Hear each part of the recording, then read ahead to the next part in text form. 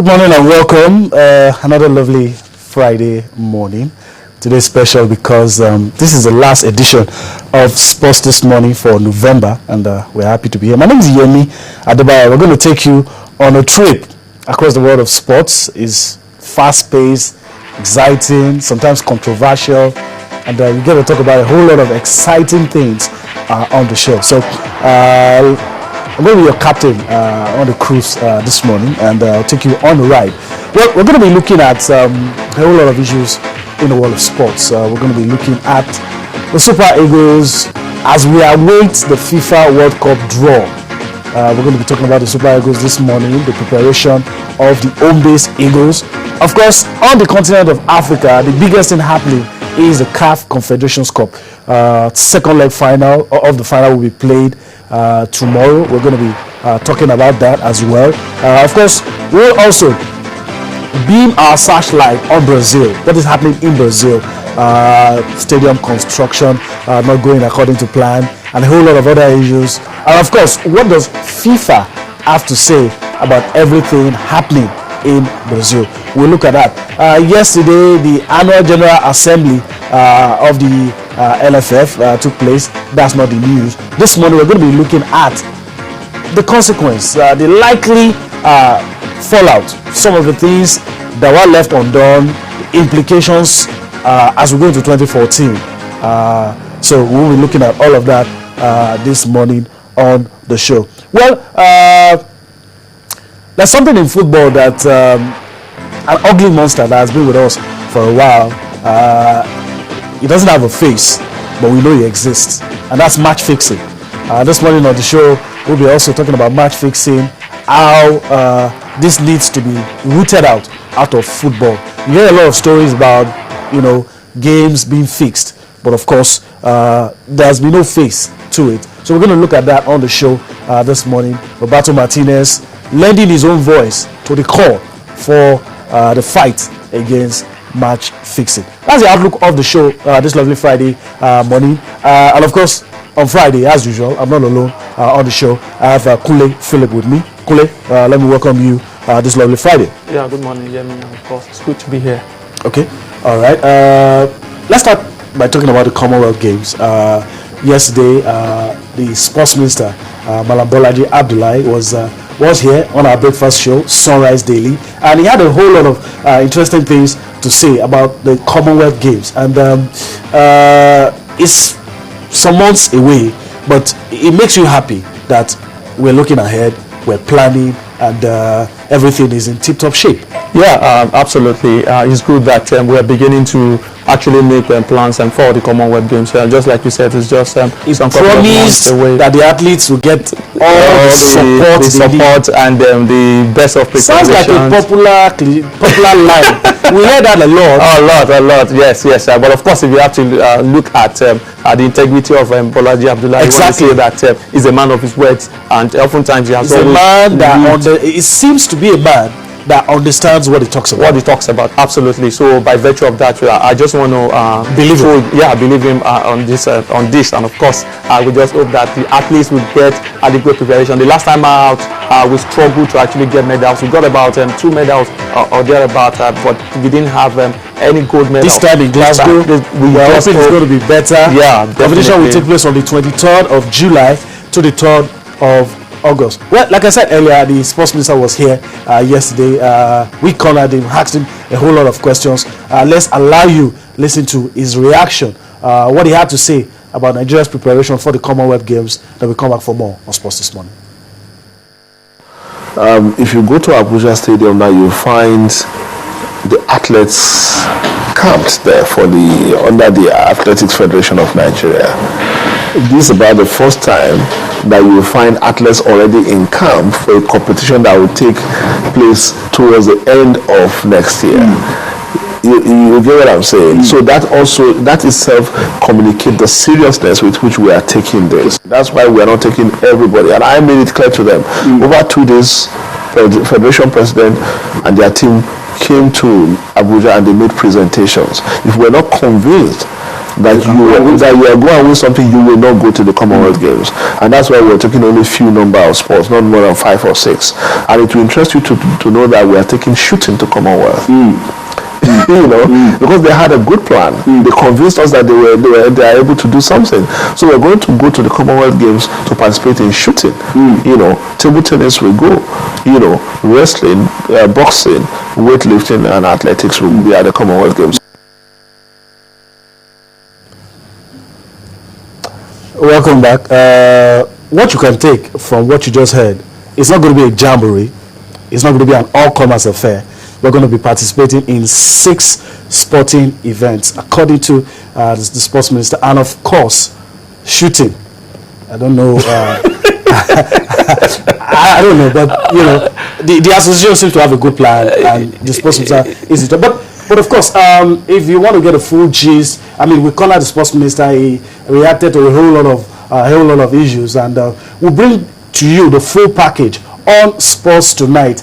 Everything and anything, any question you can think about to ask the sports minister of Nigeria, and he responded to her. So later, that's why you don't have to miss Sports Tonight today. So later tonight we'll bring that to you. But you were going to say something. Shooting. Forget about the shooting.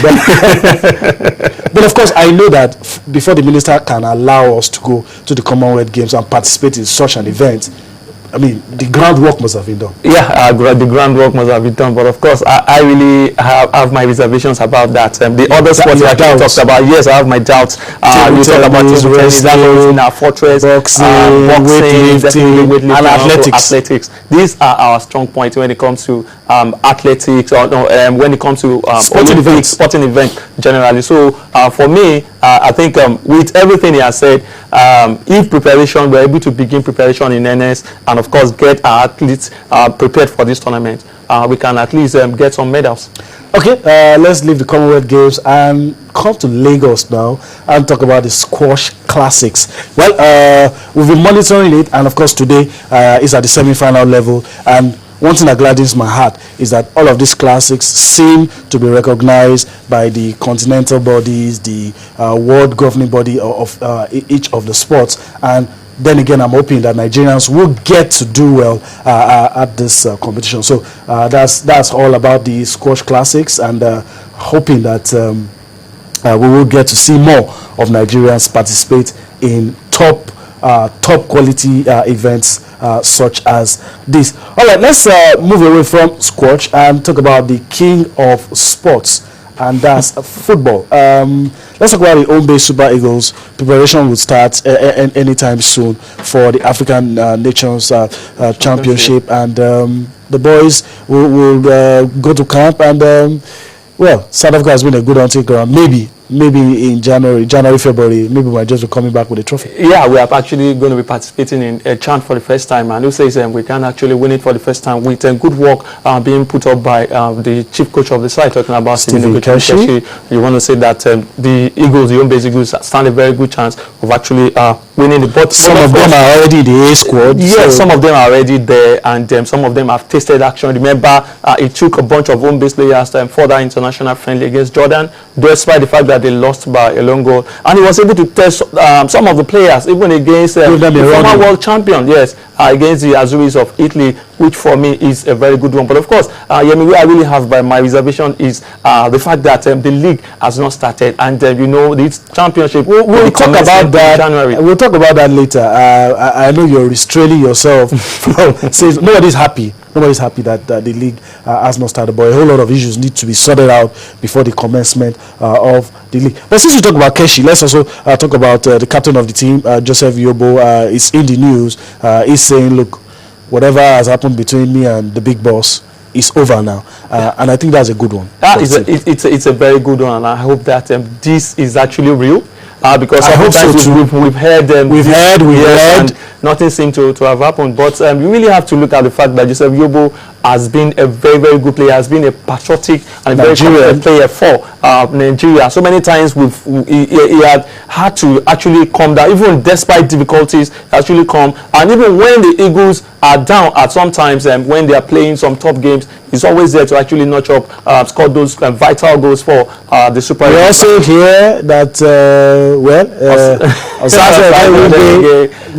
maybe is looking high in a recall. Yeah, I don't know. I think for Joseph Yobo, he's been playing very well for Fenerbahce. He's been on top of his game. For Osaze Nderege, I don't know where he's going to be fitting in. You remember we have a whole lot of players in the Super Eagles attack. I don't even like us talking about Osaze because sometimes it appears as if some of us have a bias. But let's allow Keshi to do his job, and if he feels that the young man deserves a place in the World Cup squad, because you need to take your best players. That's the argument, really. You need to take your best players to the World Cup, and of course, Stephen Keshi feels that Osaze Nderege deserves a place in the World Cup. The emergence of Amobi and DK. That's why he's earning the amount. But let's leave that. Let's go to the continent now. The biggest thing happening this weekend: CAF Confederations Cup. CS Sfaxien and TP Mazembe. CS Sfaxien from the first leg have a 2-0 advantage. And what do you think the pendulum will swing? TP Mazembe are coached by Patrice Carteron, former coach of Mali, and he's been saying that, look, it's not impossible. We can do this. Yes. He has every right to actually say whatever he feels. But of course, you look at the North African teams, when they are playing away from home and playing in the final of this nature, having a 2-goal advantage. Experience is always on the side. Yes. They know how to get results. Yes, and we also know the politics of the game. Absolutely. And against Mazembe, no doubt, TP Mazembe is a very quality side. They've won the CAF Champions League some couple of times. But against CS Sfaxien in this game, I think it's going to be a mountain too high. Yeah, it's going to be a mountain too high for them if they choose. You know how the North Africans tend to adopt this defensive pattern, and when they pass the ball, try to catch their opponent on the counter. I think this might just very good. Once they have their chances, they take it. And I'm not saying TP Mazembe doesn't have a chance, but of course, with the 2-goal advantage, I think CS Sfaxien is home and dry. Okay.